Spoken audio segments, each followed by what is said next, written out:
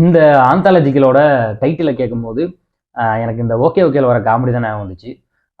உனக்கும் இஸ்கு இஸ்குன்னு தான் கேட்குதா, எனக்கும் இஸ்கு இஸ்குன்னு தான் கேட்குது அப்படின்ற மாதிரி. இது என்னடா டைட்டில் இஸ்கு இஸ்கு அப்படின்ட்டுன்னு சோசியல் மீடியாக்களில் இந்த ஆந்தாலஜிகளை ப்ரொமோட் பண்ண விதமே வந்து பார்த்தீங்கன்னா ஒரு 18+ கண்டென்ட் மாதிரி வந்து ப்ரொமோட் பண்ணி விட்டாங்க.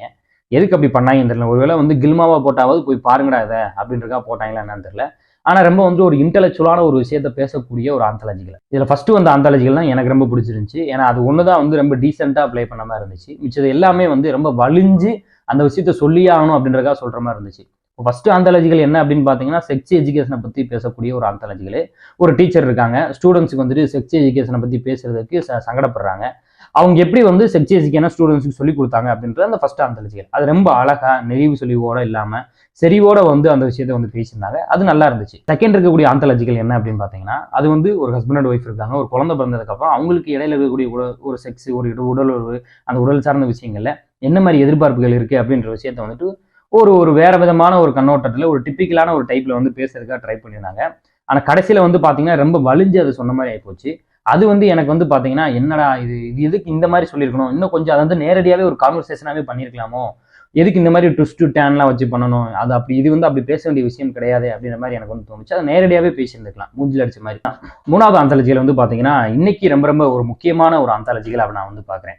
ஏன் அப்படின்னா இப்போ வந்து கணவன் இல்லாத மனைவிகள் வந்து அவங்களுடைய நீடடை வந்து எப்படி வந்து தேடிக்கிறாங்க, அதை யாரை போய் தேடிக்கிறாங்க அப்படின்ற மாதிரியான ஒரு கதை தான் அந்த மூணாவது ஆந்தாலஜிகள்.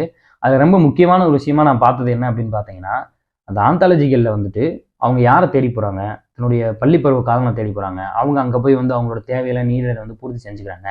திரும்ப வராரு, வந்த பிறகு அவங்க போன கணவர் திரும்ப வந்துடுறாரு. அப்போ அவங்களுக்கு இடையில எப்படி கான்வர்சேஷன் இருக்கு அப்படின்ற மாதிரியான ஒரு டைப்ல வந்து ஸ்க்ரீன் பிளே வந்து பண்ணியிருந்தாங்க. ஆனால் அதை ரொம்ப ஒரு எங்கேஜிங்காக பண்ணியிருந்திருக்கலாம். ஆனால் அதில் ஒரு சில இடங்களில் வந்து பார்த்தீங்கன்னா இவங்க ஆக்டிங் வாங்கினாங்களா இல்லை அப்படி ரைட்டிங்கில் எழுதியிருந்தாங்களா அப்படின்னு எனக்கு தெரியல. அதில் வந்து ஒரு சங்கடம் இருக்கிற மாதிரியான ஒரு முகப்பாவனையிலேயே வந்து பார்த்தீங்கன்னா ஒரு கற்பு அப்படின்னு ஒன்று இருக்கு, அது வந்து பிரேக் செய்யப்படுது அப்படின்ற ஒரு மைண்ட் செட்டப்போடையே வந்து பார்த்தீங்கன்னா அந்த விஷயத்த வந்து பேசியிருந்தாங்க.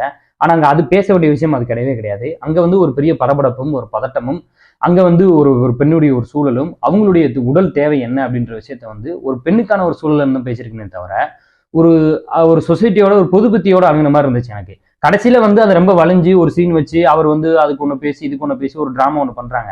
ஆனால் அதை எப்படி சொல்றதுன்னு ஒன்று இருக்குல்ல, ஒருத்தவங்களுக்கு இருக்கக்கூடிய வழியை சொல்றதுக்குன்னு ஒன்று இருக்கு, அது சொசைட்டியோட பார்வையிலேருந்து சொல்றதுன்னு ஒன்று இருக்கு. இவங்க சொசைட்டியோட பார்வையிலேருந்து சொல்லியிருந்தாங்க. அதில் எனக்கு வந்து பெரிய ஒரு முரண்பாடாக தெரிஞ்சிச்சு. ஒன்று அதை வந்து ஒரு பெரிய டீப் கான்வர்சேஷனாக பேசியிருந்திருக்கணும் அப்படின்னு எனக்கு தோணுது. நாலாவது இருக்கிறது வந்து பார்த்தீங்கன்னா ரொம்ப சுத்தம்.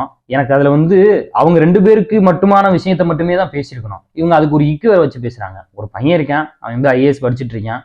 அங்கே வந்து ஒரு 18 வயசுல வந்துட்டு ஒரு பொண்ணு வேலைக்கு சேர்த்து விட்டு போகிறாங்க. அவங்க 2 பேர், இந்த பையனுக்கு அந்த பொண்ணு மேலே வந்து பார்த்தீங்கன்னா அது காதலா அல்லது உடல்நிலை மேலே ஏற்பட்ட மோகமா இல்லை வயசு கோளாறா அப்படின்ற ஒரு விஷயத்த வந்து பேசுறதுக்காக ட்ரை பண்ணுறாங்க. அதுக்கு ஒரு எக்கு வேற. இவர் வந்து வெளியில மாடர்னான ஒரு பொண்ணு இருக்கு, அந்த பொண்ணு இவரை வந்து செக்ஸுக்கு வான்னு கூப்பிடுது, இவர் போகாம இருக்காரு. ஆனா இங்க வந்து இந்த பொண்ணுக்கு இது மேலதான் ஆசை இருக்காரு, இதுதான் காதல் அப்படின்ற மாதிரி வந்து ஒரு மடத்தனமான ஒரு டீட்டெயிலிங்கோட அந்த ஆந்தாலஜியை வந்து பண்ணி வச்சிருந்தாங்க. இது என்னத்த சொல்ல அப்படின்ற மாதிரி இருந்துச்சு. ஏன்னா உண்மையிலேயே வந்து ஒரு அறையில ஒரு ஆண் ஒரு பெண் இருக்காங்க அப்படின்னு சொன்னா அவங்களுக்கு இடையில என்ன இருக்குமோ அதை மட்டும் அவங்க பேசியிருக்கணும். அது மாதிரி அந்த ஒரு வீட்டுக்குள்ள அவங்க 2 பேத்துக்குள்ள என்ன இருக்கு அப்படின்ற விஷயத்த வந்து பேசியிருந்தாலே அந்த ஆலஜிகளை டீசெண்டா இருந்திருக்கும். அதுக்கு ஒரு இக்கு வச்சு இல்லை நான் இவகிட்ட மட்டும் தான் போறேன், இது என்ன அப்படின்னா தொடர்ந்து எனக்கு தெரிஞ்ச இந்த 3 ஆந்தாலஜிகள்லையும் அந்த ஃபர்ஸ்ட் இருக்கிறத தாண்டி 3 ஆந்தாலஜிகள்லையும் பேசின விஷயம் என்னவா இருந்துச்சு அப்படின்னு சொன்னா சொசைட்டில வந்து பாத்தீங்கன்னா ஒரு லிமிட்டட் வச்சிருக்காங்க, இந்த மாதிரியான ஒரு பார்டர் இருக்கு, அதெல்லாம் தாண்டி போகக்கூடாது, அதுக்குள்ள வந்து நம்ம இந்த விஷயத்தை எப்படி பேசணுமோ அப்படிதான் பேசணும் அப்படின்ற ஒரு கண்ணோட்டத்தோடயே வந்து பேசின மாதிரியே இருந்துச்சு. இந்த 3 ஆந்தாலஜிகள் முழுக்க அந்த மாதிரி தான் இருந்துச்சு. ஏன்னா அது எனக்கு எப்படி சொல்றோம், அந்த பொண்ணா வந்து செஞ்சு இதெல்லாம் அது எப்படி எடுத்துக்கிறதுனே தெரியல எனக்கு. அது ஒரு கட்டத்துக்கு மேலே அது போரிங் ஆயிடுச்சு. ஏன்னா இப்போ வந்து ஒரு செக்ஸ் எஜுகேஷன், ஒரு செக்ஸ் அப்படின்ற ஒரு மேட்டரை எடுத்து பேசுறாங்க. அதை வந்து எவ்வளவு தூரம் வந்து ஆடியன்ஸுக்கு புரியுற மாதிரியோ அல்லது 18 வயசுல இருக்கவங்க வந்து ரிசீவ் பண்ணிக்கிற மாதிரியோ ரொம்ப ஓப்பன் அப்பா கூட பேச வேணாம். அதை வந்து 2 கேரக்டரை வச்சே வந்து பேசிட்டு போயிடலாம்.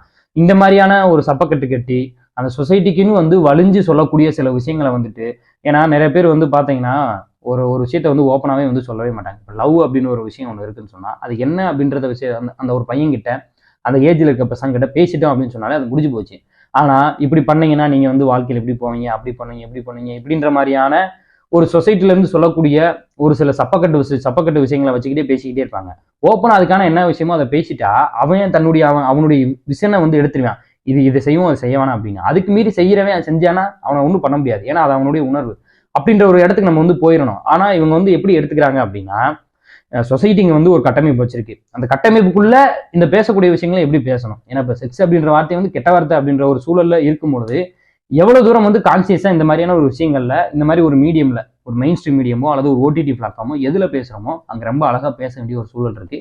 செல்வரான் அவர்களுடைய படங்கள்ல மெயின் ஸ்ட்ரீம் மீடியம்லயே பாத்தீங்கன்னா இது மாதிரி விஷயங்களை ரொம்ப ஓப்பன் அப்பா பேசியிருக்காரு. ஆனா இந்த மாதிரி ஓடிடி பிளாட்ஃபார்ம்ல எதுக்கு இவ்வளவு தூரம் ஒரு சொசைட்டியோட ஒரு கட்டமைப்புகளை தாங்கி பிடிச்சிக்கிட்டு பேசணும் அப்படின்னு எனக்கு தெரியல. ஏன்னா அந்த சொசைட்டியோட கட்டமைப்புகளே பாத்தீங்கன்னா ஏதோ ஒரு மதமும் ஏதோ ஒருத்தர் சொல்லி வச்சப்பட்ட ஒரு விஷயம்தான். அது மனித உணர்வுகளுக்கு அடக்கப்பட வேண்டிய விஷயம் கிடையாது. இவங்க மனித உணர்வுகளை பத்தி பேசக்கூடிய ஒரு ஆந்தாலஜிக்கல்ல எதுக்கு இந்த கட்டமைப்புகளை வச்சு பேசுறாங்கன்றதான் என்னுடைய கேள்வி. அதனால எனக்கு பாத்தீங்கன்னா இதுல பெருசா போரிங்கான ஒரு ஆந்தாலஜிக்கல் ஆகி போச்சு. நீங்களும் பாருங்க, உங்களுக்கு பிடிச்சிருந்துச்சுன்னா சொல்லுங்க. நன்றி.